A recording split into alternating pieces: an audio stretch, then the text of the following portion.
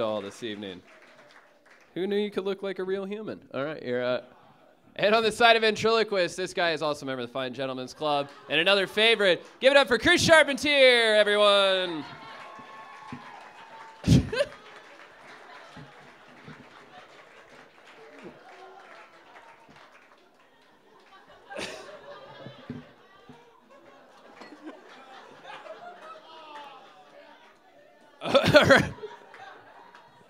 All right, going first on the side of magicians, Jordan Dahl.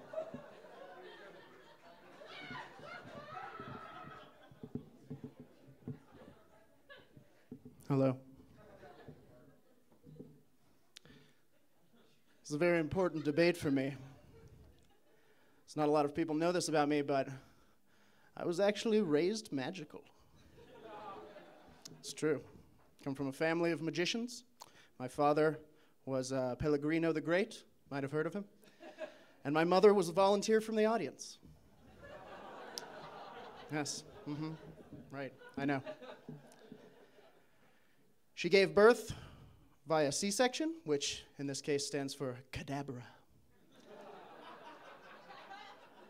A cadabra section is where the doctor, in this case, Dr. Schwartzman the Competent, saws the woman in half, pulls out a baby and about 30 feet of colored silk handkerchiefs. She rarely makes it. I attended all the best magic schools, eventually receiving a Now You See It, Now You Doctorate from MIT. It's true. It's very true. And then some post-grad work in jazz tap at Hogwarts. I learned all of the best techniques, learned the French drop, the Eskimo guillotine, the reverse cowgirl, all of the main ones. Got to see astounding feats of amazing things. I saw the great Malenko turn the Empire State Building into a 102-story screaming man for 3 seconds. It was weird, astonishing. And then one day, I learned about ventriloquism. The same way we all learn about ventriloquism. When you sit down on the bus in what you think is an empty seat and it turns out to be a man's knee, and you feel a clammy hand roll up the back of your shirt, he starts whispering off-color jokes into your ear. It's an awful day for me, an awful day for magic. I'd like everybody to think of a card. Was it the 7 of diamonds? It was now. Ta-da.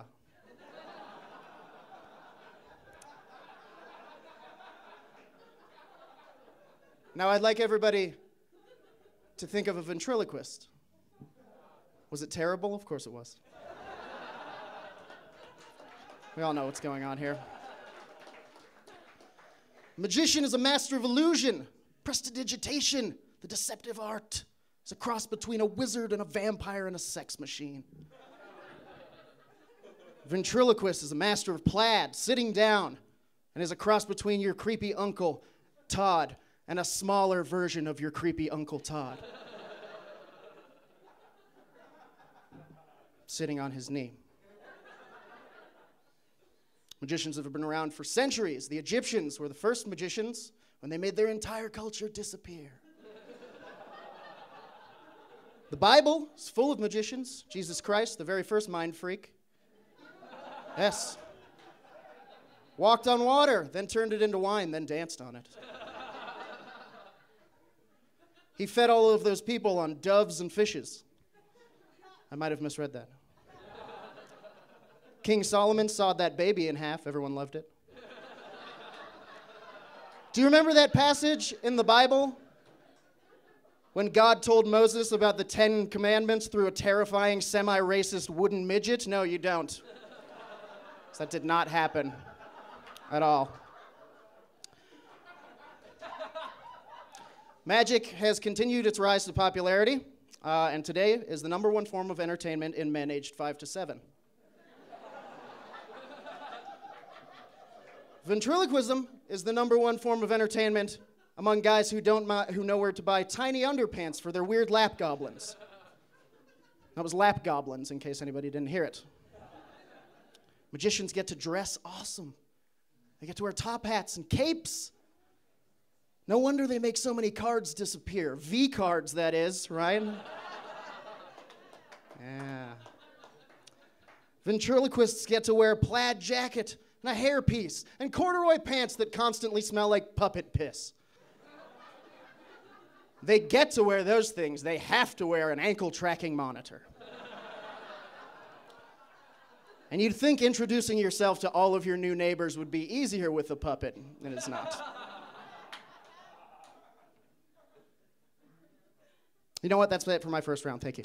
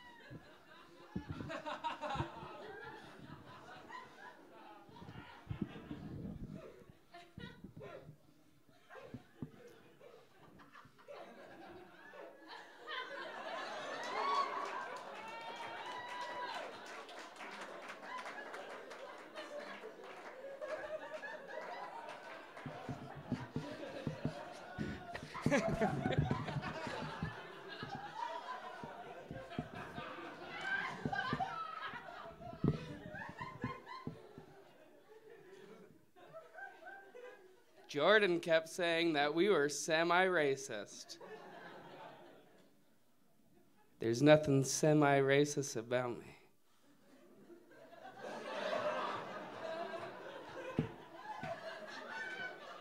I feel like I'm in my good, this is a good room for me.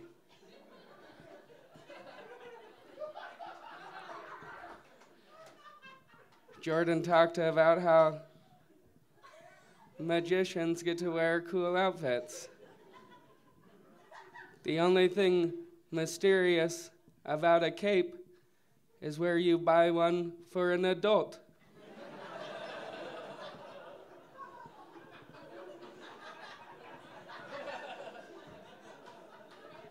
Oh, neat. You can make a bird appear from nowhere. Having trouble?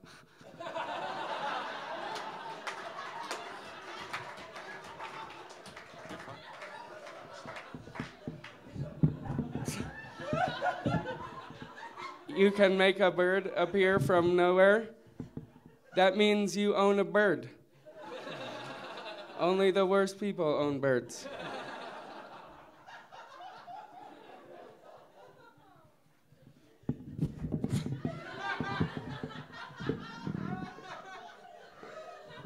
Oh, you need another volunteer from the audience? Why don't you just make a full-time volunteer? And put that motherfucker right on your lap. That way you don't have to go into the audience for anything and embarrass anyone. Asshole.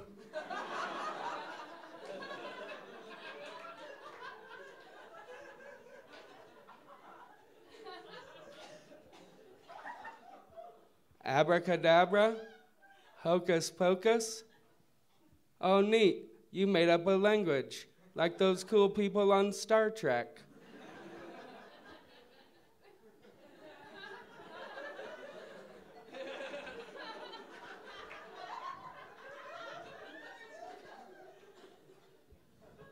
I can't think of a bigger waste of time than learning how to make a card appear from somewhere, or handkerchiefs come out of some hole, or getting good with magnets. And this is coming from a guy who spends most of his time folded up under Elliot's bed.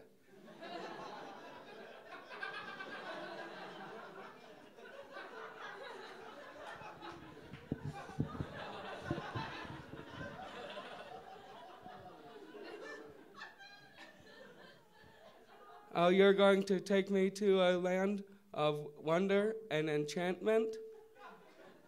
I've done LSD. I've talked to a tree. It talked back. I stood in a dinosaur footprint in the middle of a street. I saw God's face, and then it melted off. Unless you're pulling DMT out of that hat, get lost, narc.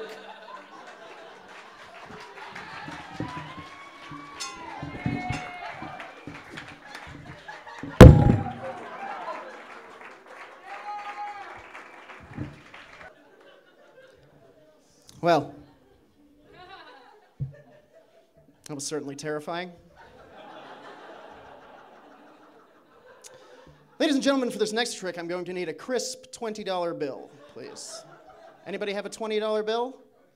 Anybody at all, please? Please, I'm very sober, please. Perfect. Ladies and gentlemen, big hand for this guy. Thank you, I'll get you back.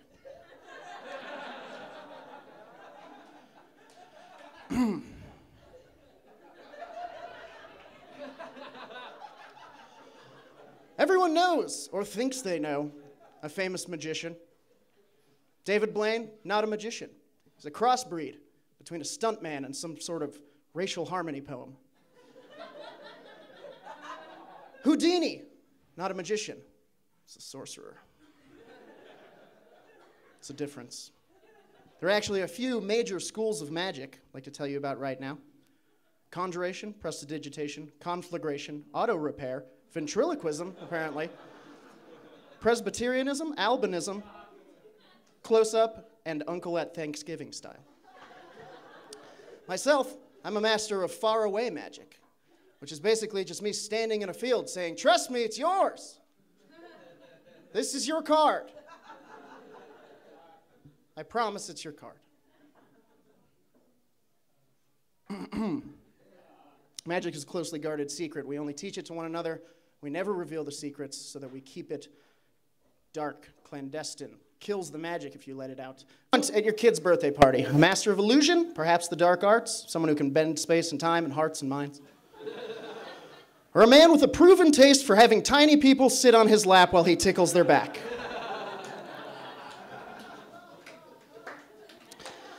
Now, I'm not supposed to reveal any tricks to you guys, but I'm going to. I'm going to tell you guys how to do one trick, a trick of your choosing.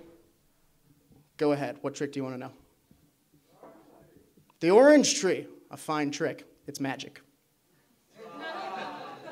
That one's magic. That's the one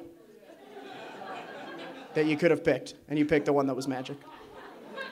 I'd tell you if it was anything but magic. You know what I'll do? I'll show you guys a trick. Elliot, could you come help me? Okay.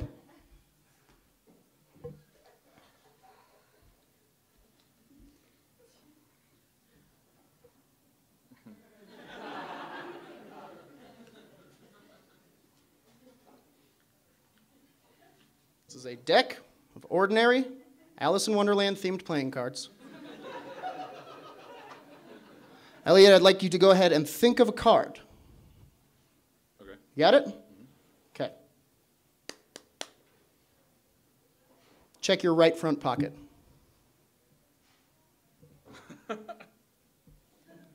Nothing. There's nothing in there? Oh, no. Check. I did it too hard. Check your inside right pocket, please. This doesn't have an inside right pocket. Okay, after the show, you're going to want to go to the hospital, probably.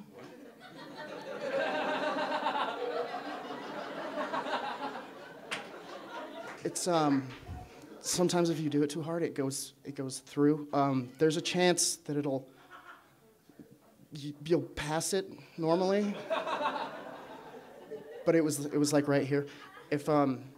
If you could come back, get an x-ray or something, and come back, and then I'll show all of you that it was indeed the card, the Six of Clubs. It was the Six of Clubs, which now resides within Elliot's brain, probably. Okay, thank you very much. That's my second round.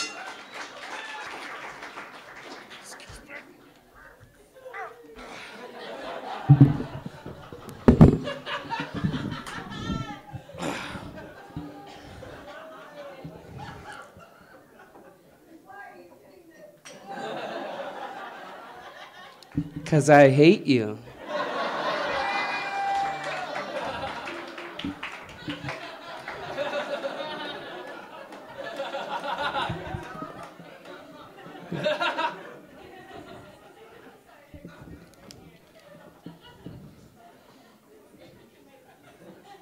That trick that Jordan did with the $20 bill was really funny. I thought it was funniest when the amazing Jonathan did it on Comedy Central in 1992.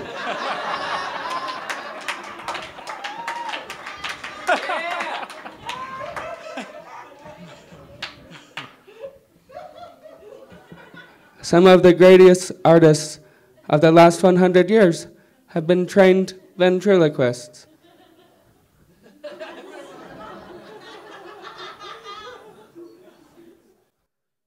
Van Gogh. Huey from Huey Lewis and the News. Banksy. And while they did not achieve fame being ventriloquists, they were all trained in the great art.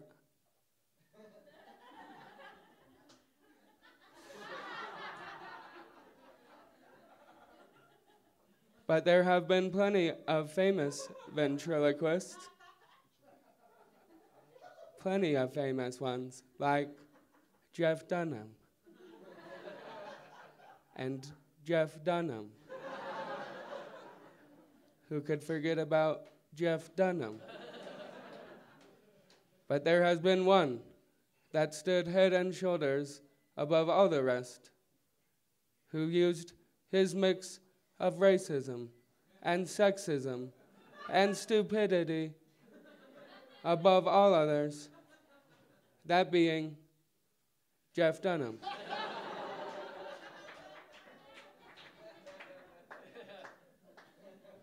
But not many people know that there have been many famous dummies who went on to achieve fame after they were released from their curse.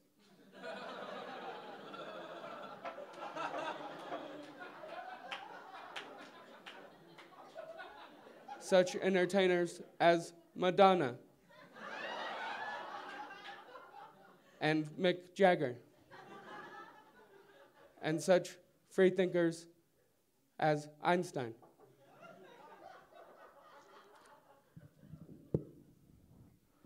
But what about you, Chris? What about you?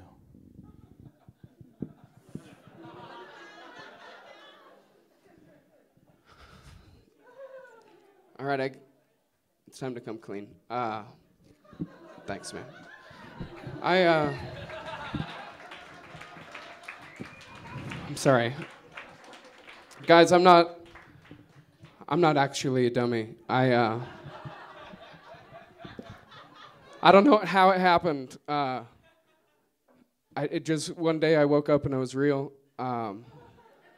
I don't know what else to do, so I've been having Elliot play along with me for the last couple months. I'm 3 months old. I have no idea what the fuck's going on. I honestly have no idea how it happened. I don't think I'm happy about it. I can't tell. What? I have a confession to make as well. Chris. It was me. You are my greatest illusion.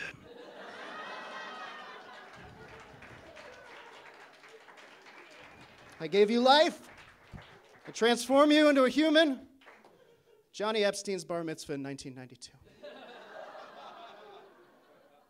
I haven't told you until now because I just couldn't handle the responsibility, man. But I think I'm ready. Well, thanks for the fisting fetish, asshole. Ta-da!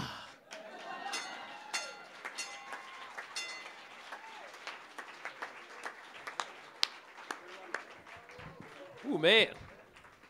This is going to be tough, you guys. You have to pick a winner of that debate. If you are on the side of magicians, let's hear it for the spinning bow tie of Jordan Dahl.